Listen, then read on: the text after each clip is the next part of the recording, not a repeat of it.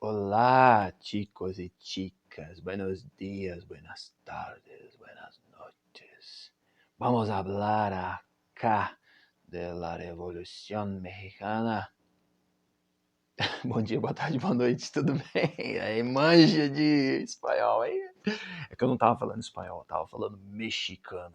Mexicano. Galera, é o seguinte, ó, espero que esteja tudo bem com vocês. Vamos para mais uma jornada de história geral. Essa jornada é a jornada da aula 44. E a gente vai falar um pouquinho de América Latina agora. Adoro falar de América Latina. Há uma identificação muito grande, inclusive, com a nossa história, e hoje nós vamos falar da Revolução Mexicana, que é uma dica para começar bem aí essa aula. Quando falar de Revolução Mexicana, e aos cachorros, não esquenta não. Quando falar de Revolução Mexicana, apareceu no vestibular, terra. O pano de fundo é terra. A chave para o entendimento do rolê é terra. Então vamos falar deste país de Frida Kahlo, de Diego Rivera, del Chavo de Ocho, de Bolaños, de Antonio Banderas, de Mikhail Gorbachev, de Jennifer Lopez, de Jennifer Aniston, Jennifer Gardner, Jennifer... de Clint Eastwood, de Steven Spielberg. Vamos hablar de México, de Pablo Picasso, de Pablo Neruda, de Pablo Escobar.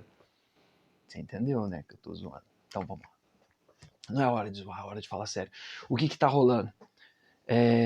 Tá rolando o seguinte, galera. No cenário mundial, até agora a gente tava falando, nas últimas aulas a gente falou da disputa imperialista, falamos da Belle Époque, falamos da Primeira Guerra Mundial, a Grande Guerra, falamos da Revolução Russa, né, agora por último, e assim, a gente meio que precisa dar uma olhada também no que está acontecendo aqui na América Latina, né, porque todos esses eventos que estão acontecendo na Europa têm um certo desdobramento aqui, a segunda fase da Revolução Industrial, modernização e tudo que está rolando, tá? Então o cenário é o final do século XIX virado para o século XX. O nosso recorte temporal não está mudando daquilo que a gente falou da Rússia, por exemplo, ou quando a gente foi analisar os antecedentes da Primeira Guerra Mundial e da segunda fase da Revolução Industrial, enfim, tá rolando esse contexto aí, né?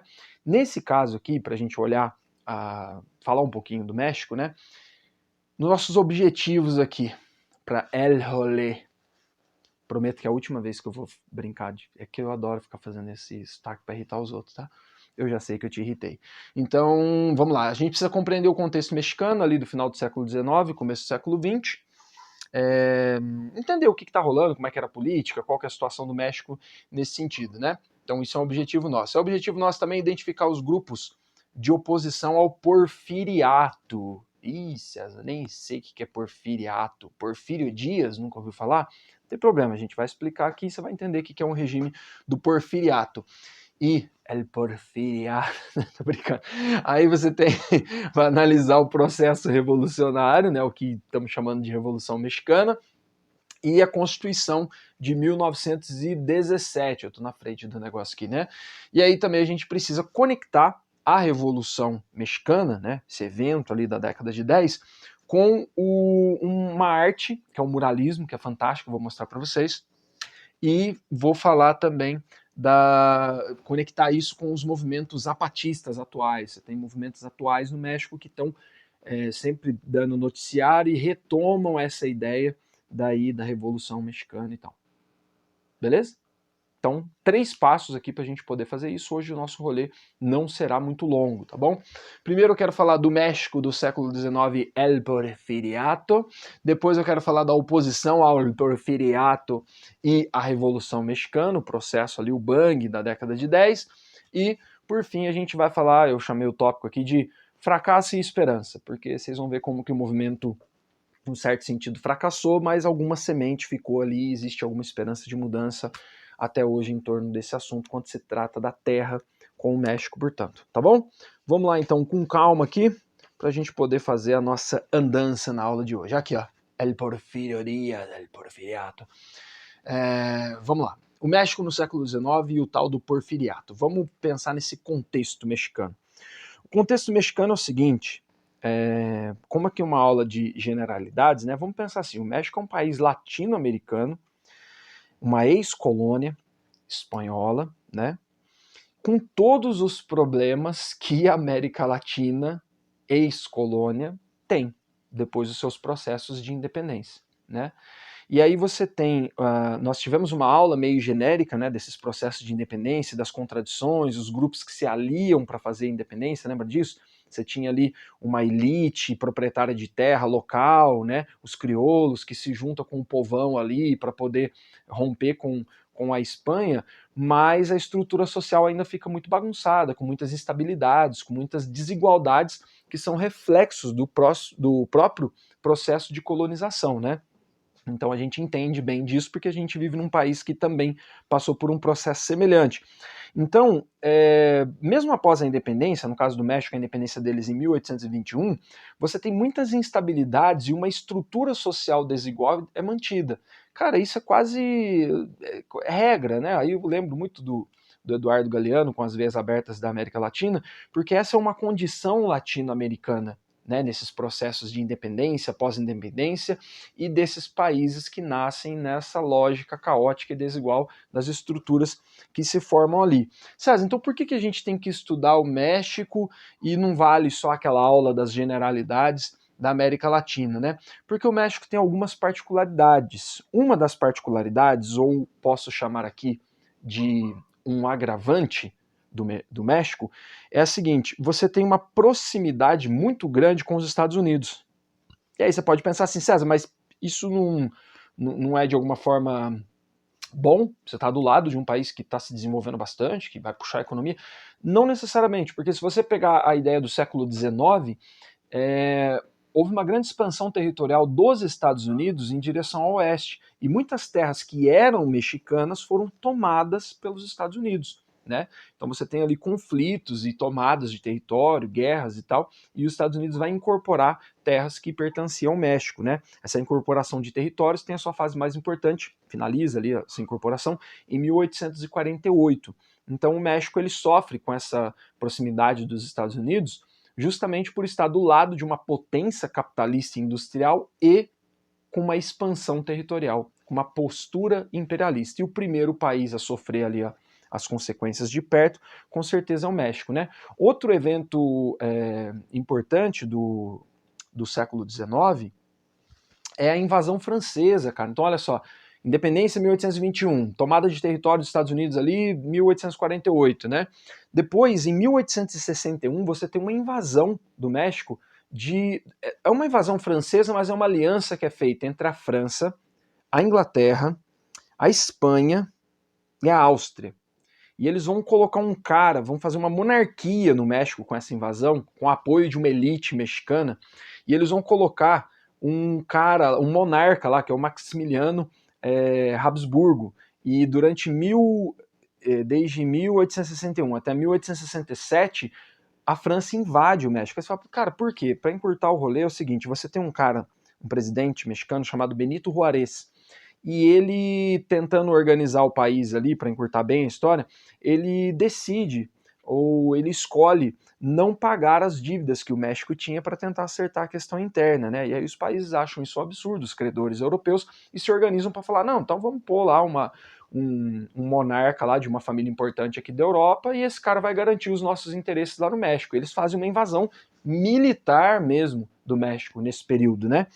E aí, se você for um aluno esperto, né, em história, que está acompanhando o rolê aqui com bastante atenção, você vai falar assim, César, mano, que fita, né, cara, isso aí, tipo, em pleno em 1861, os caras invadindo o México, já depois de independente, mas peraí, aí você tem que lembrar de um rolê, você fala, mas não tinha um lance lá, desde a década de 20 desse século XIX, que quando tentaram reorganizar ali as potências europeias com suas monarquias e tal, com seus regimes absolutistas, tentaram organizar através do Congresso de Viena, e os Estados Unidos lançou aquela doutrina Monroe, sabe, América para os americanos.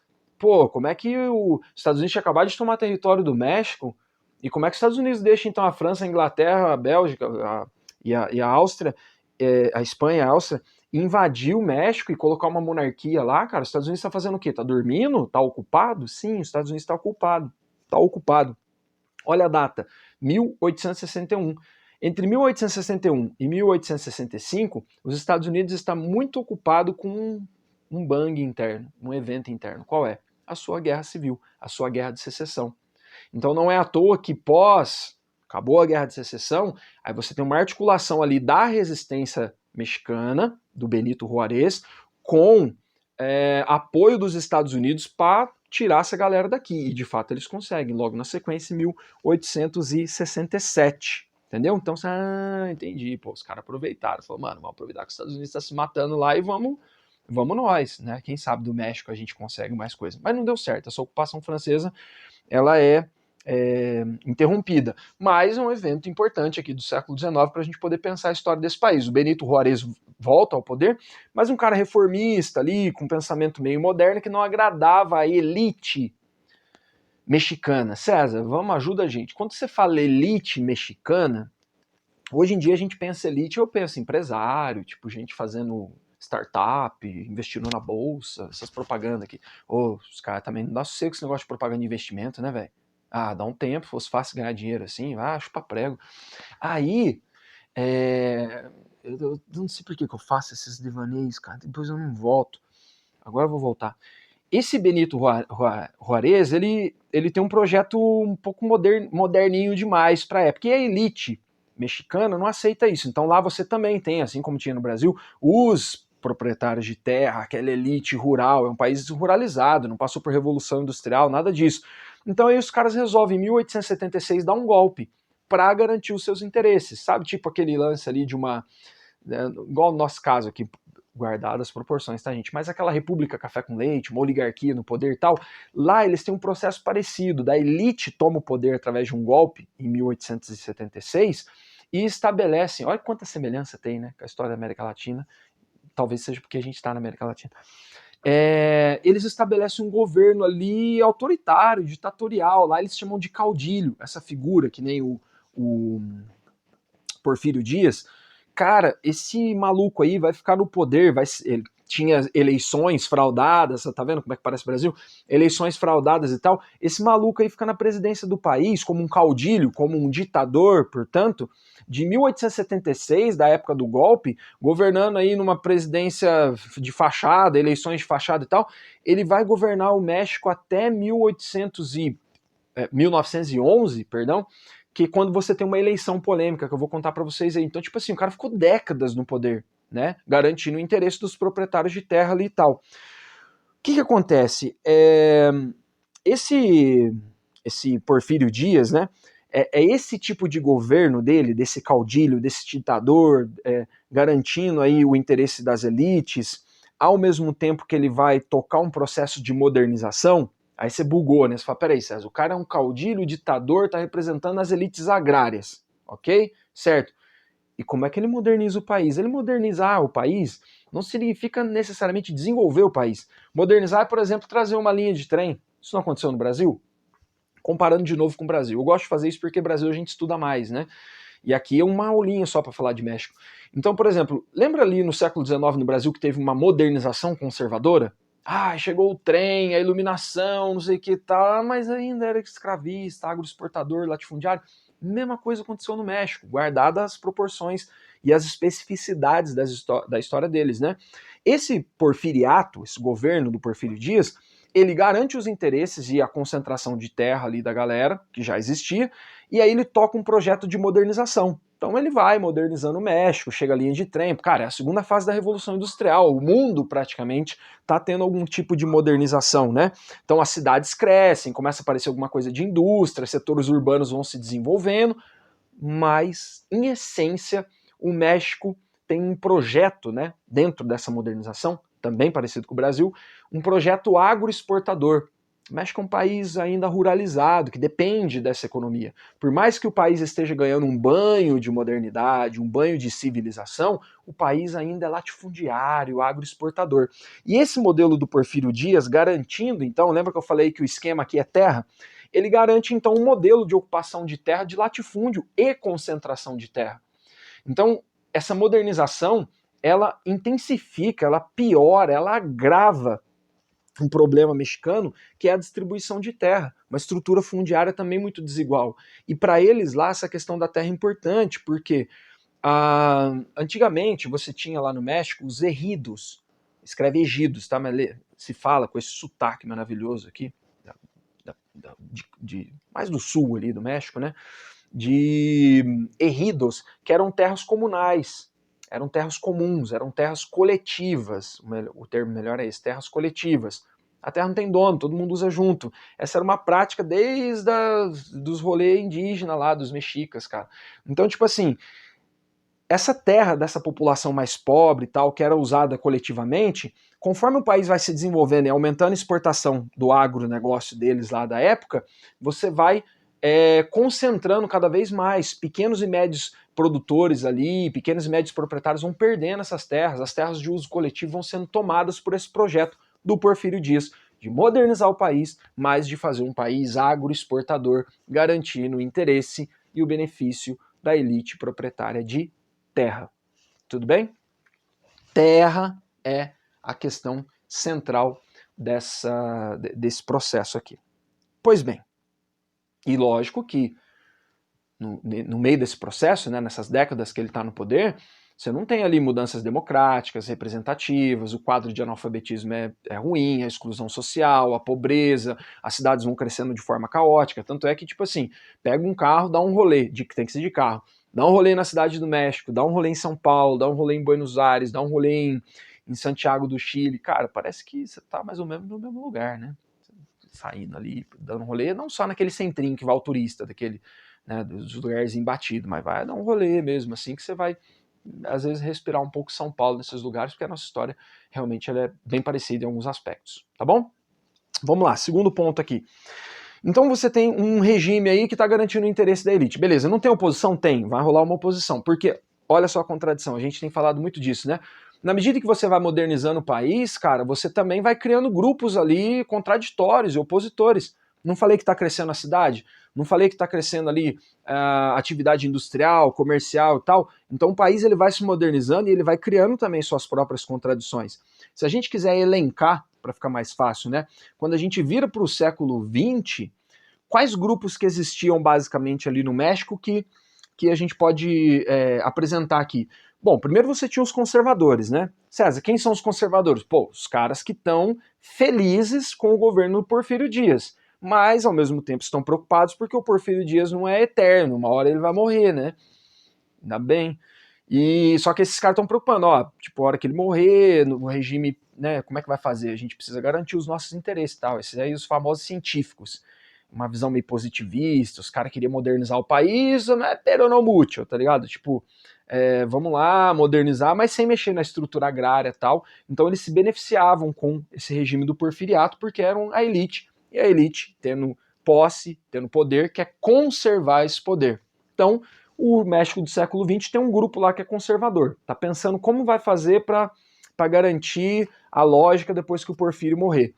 Você também tem os setores urbanos, que é a galera que mora nas cidades, tem a galera que está começando a estudar, você tem os jornalistas, os intelectuais, os profissionais liberais, uma certa burguesia que vai se formando, uma classe média, os trabalhadores urbanos, você tem aquela turma ali que é fruto desse processo de modernização, do crescimento populacional e tal. Essa efervescência do setor urbano é um setor importante. Esses caras vão ser oposição ao porfiriato, né, ao Porfírio Dias, porque eles vão adotando ali uma visão mais liberal, que é típico dessa visão da classe média da cidade, tal, desses setores urbanos. Então você tem um setor urbano e liberal também, esse sim vai se levantar contra o governo.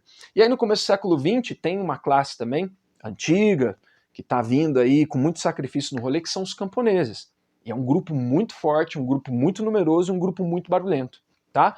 Então desses três grupos aqui, ó, os conservadores estão com a lógica do Porfírio e esses dois grupos aqui farão oposição ao porfiriato. Tudo bem? O que vai acontecer? Por exemplo, os camponeses, vamos olhar aqui mais de perto os grupos, como que eles se articulam.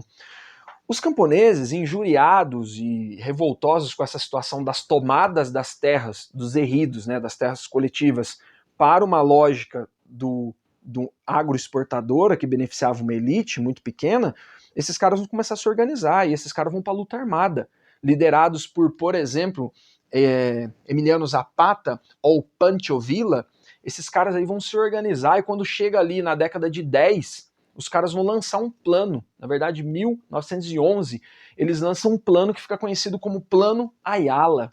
Eu adoro esse plano, cara, porque a ideia deles é a seguinte: nós vamos nos organizar, nós vamos montar um exército revolucionário aqui de camponeses, um exército de camponeses, e a gente vai tomar na bala, se for preciso, aquilo que foi roubado da gente. Isso é poesia para os ouvidos, tá ligado? Porque é pegar de volta, falando, não tô saqueando, tô pegando de volta o que foi roubado de mim, né, roubado da gente. Então você tem um movimento camponês ali ao norte, liderado pelo Zapata, um movimento camponês ao sul, liderado pelo Pancho Villa, esses caras vão se encontrar na Cidade do México. Então assim, os camponeses estão revoltados com a situação e querem tomar de volta as terras que foram roubadas, né, deles, na visão deles. E você tem cara, é lógico que existe uma idealização no Pancho Villa, no Emiliano Zapata, depois na arte muralista e tal. Mas foi um momento bonito, cara. Eu gosto dessa ideia dos camponeses lutando, porque o cara quer um pedaço de chão para poder plantar. Mas assim, o processo é violento, os caras vão saquear, vão dar um jeito de fazer o negócio acontecer, né? Mas em essência, assim, é um momento que, pô, cara, a gente foi roubado, a gente quer de volta aquilo que era nosso, né? Então tem uma certa romantização nessa história do Zapata, né? Mas existe uma essência ali que, se você olhar o Plano Ayala, por exemplo, você vai encontrar uma certa lógica nisso. E os setores médios urbanos, né, aqueles grupos urbanos, jornalistas, liberais, burguês, empresário, classe média, então, aquela galera ali, eles querem reformas para modernizar o país. Reformas eleitorais, reforma constitucional, eles querem um país diferente. Tipo um movimento, ó, cuidado, não escreva isso lugar nenhum, só pra você entender. Tipo um movimento tenentista no Brasil no começo do século XX, sabe? Anos 20 ali, os caras, ó, vamos modernizar, nós estamos estudando, estamos lendo coisa diferente. Então você tem um setor urbano assim também. O pau vai comer mesmo entre 1910 e 1911, porque em 1911 tem eleições. E o Porfírio Dias ganhava todas, porque eleição fraudada, né, mano? É tipo uma república café com leite, os caras vão ganhando todas. E nesse momento, os camponeses e os setores médios estão apoiando um cara chamado Madeiro. Não é esse aí não que você conhece. É um cara chamado Madeiro. Então tem um climão ali de disputa na eleição de 1911 e a oposição ao porfiriato está apoiando esse cara que chama Madeiro e o Porfírio está concorrendo de novo. Tem a eleição. Adivinha o que aconteceu na eleição? Quem ganhou? Tava um momento de muita agitação. O Porfírio Dias, porque a eleição era fraudada. E aí a oposição fala, mano, aí não dá, né, cara? Como é que a gente vai mudar o sistema se, tipo assim, a votação para mudar o sistema é fraudada por aquele que toma conta do sistema? Deu pra entender? Isso aconteceu muito aqui com a gente também, né? E aí, o que vai acontecer? Bum! Vai rolar aí uma explosão. Cadê aqui, ó? Nas eleições de 1911, né? O Madeiro contra o Porfírio vence essas eleições e os grupos se levantam contra o governo. Esse é o boom da Revolução Mexicana. Esses caras vão derrubar o Porfírio. O Porfírio vai ter que, ó, sumir, vai ter que ir para a Europa, cara, fugido, porque os caras vão tomar o poder. Só que, como sempre acontece numa revolução, olha quem tá tomando o poder. Primeiro você tem os setores urbanos ali tomando esse poder, mas os camponeses também querem beber nessa fonte. São grupos que têm interesses diferentes. Então, grupos diferentes, com interesses diferentes, derrubam um modelo. Por enquanto, eles estão unidos contra o Porfírio. Mas a hora que eles sentar na mesa e for falar, ó, agora é nós, aí as contradições vão aparecer. Porque tirar o Porfírio não significa conseguir mudar toda a estrutura mexicana, né? Por isso que eu coloquei aqui algumas datas da Revolução Mexicana, porque assim, os camponeses se organizando e formando um exército armado é 1910. O plano de Ayala e a eleição aqui, 1911, que é a eleição tumultuada e tal. E aí os caras tomam poder, de fato, né, em 1914. E em 1917 nasce uma Constituição. Então é um processo longo, lógico que a gente está resumindo aqui, mas só para você entender. Oficialmente, assim, a data mais importante, vamos colocar aqui, todas são importantes, né? Desde a da organização do exército camponês, mas assim, 1914 é essa foto aqui, ó. Pancho Villa e o Emiliano Zapata no Palácio Nacional na Cidade do México. Tipo assim, os camponeses também chegaram ao poder. Então ali os grupos urbanos, toda aquela oposição ao porfiriato e os os camponeses, chegaram ao poder em 1914 e agora vai ter que nascer uma nova Constituição. Então é uma data muito simbólica. O Emiliano Zapata é o de bigode e o Pancho Villa é o de bigode também na foto. Depois você olha ela com detalhe aí e acha os caras. É o seguinte, aí é a hora de construir uma Constituição. Passado esse processo revolucionário, derrubou o porfiriatal, tem que nascer uma nova Constituição para dar conta de todas aquelas reformas que as pessoas queriam.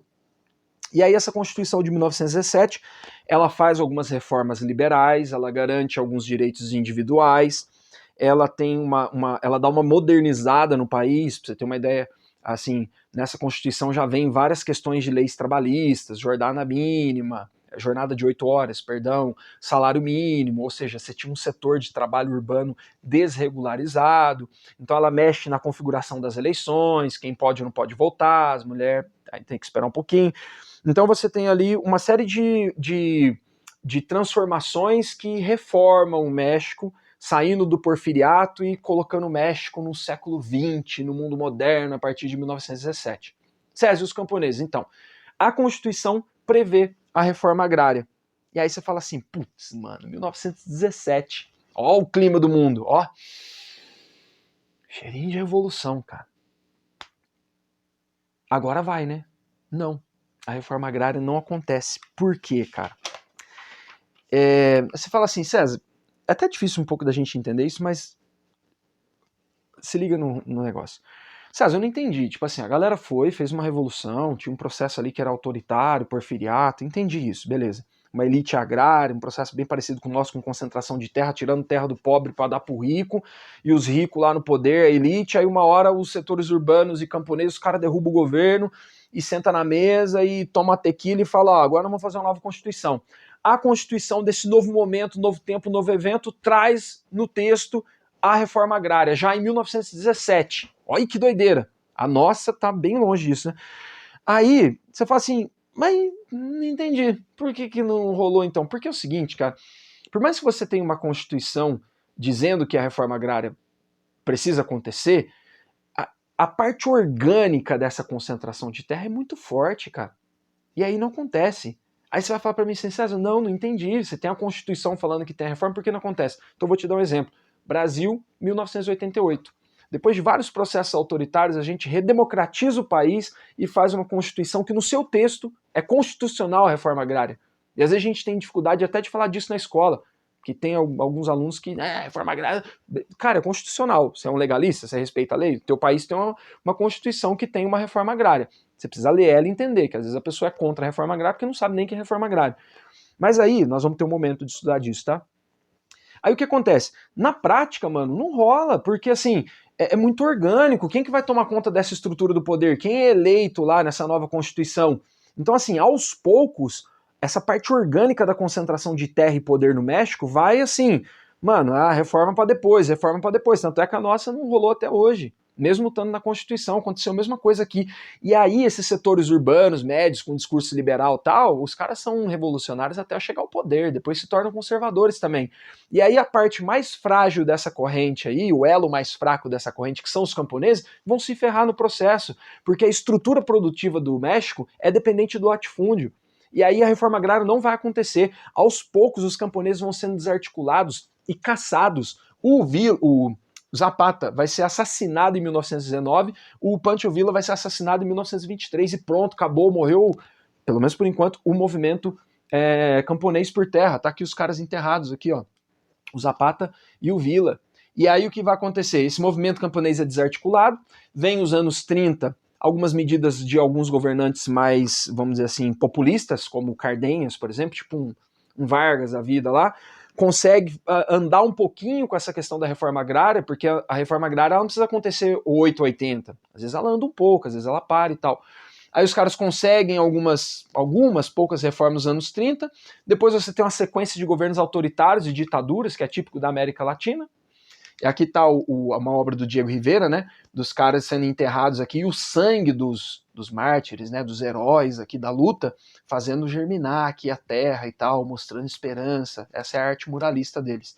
E aí chega nos anos 90, cara, você tem ainda ecos desse movimento, né, porque com tudo que aconteceu no século XX, chega nos anos 90, processo de redemocratização, fim da Guerra Fria, você tem movimentos sociais ali que vão retomando essa bandeira por luta por terra, cara.